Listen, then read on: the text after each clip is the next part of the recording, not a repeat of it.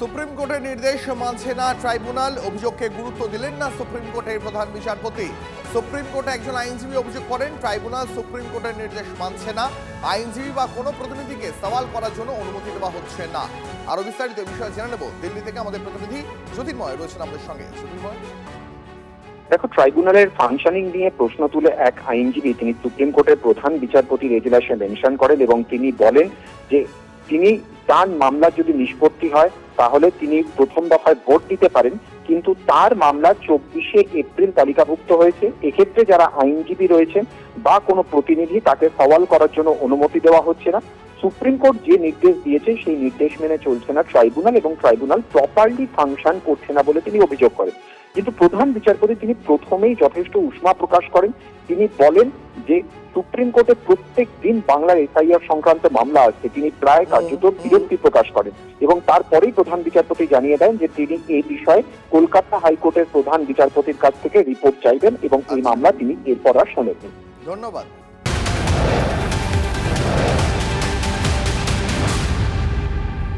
জলপাইগুড়ি কেন্দ্রের তৃণমূল প্রার্থী কৃষ্ণ দাস রোদ মাথায় নিয়েই নিজের বিধানসভা কেন্দ্র চষে বেড়াচ্ছেন প্রার্থী।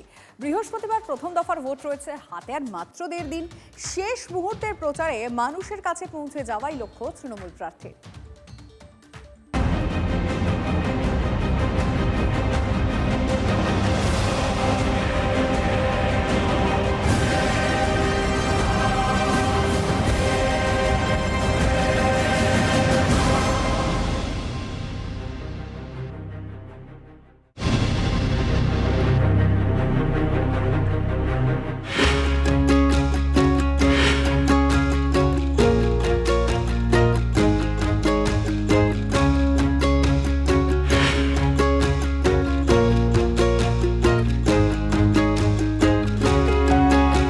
কৃষ্ণদা, প্রচন্ড গরম, কিভাবে নিজেকে ফিট রাখছে?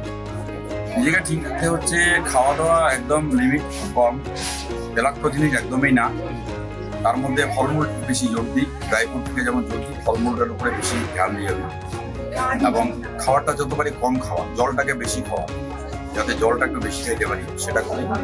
এটা করে মোটামুটি ঠিক আছে। আর সব থেকে বড় কথা হচ্ছে যে মানুষের আশীর্বাদ আছে।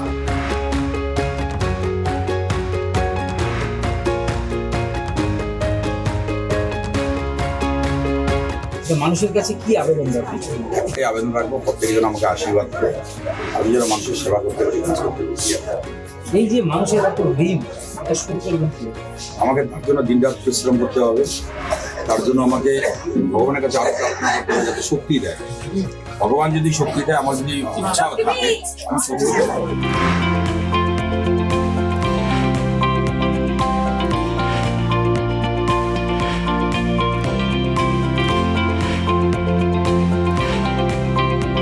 জনগণের সেবা, এইটা মানে আরো তো দায়িত্ব বাড়বে এরপরে।